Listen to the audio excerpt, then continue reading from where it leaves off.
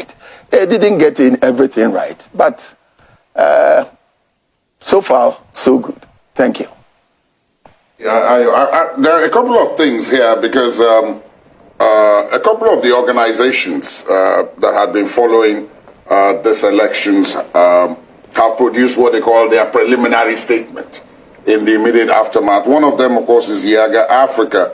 And so the numbers that one sees here, especially following from what you said, Mr. Manu, from their own observation,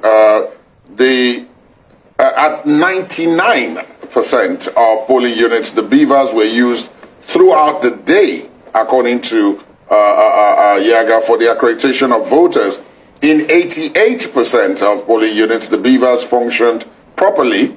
However, in 9% of polling units, the beavers malfunctioned and they were fixed.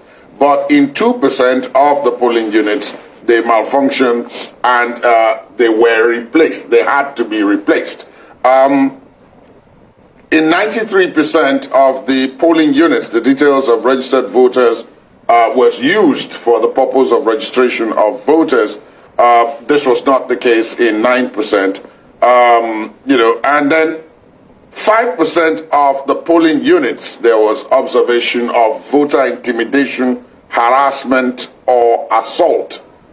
Very important number, 5%. And then at 7% of the polling units, observers reported situations that were identified as likely voter inducement, what we call vote buying and selling, occurred in those places. Now, I mentioned these stats because we're getting towards the end of this segment of our continued coverage.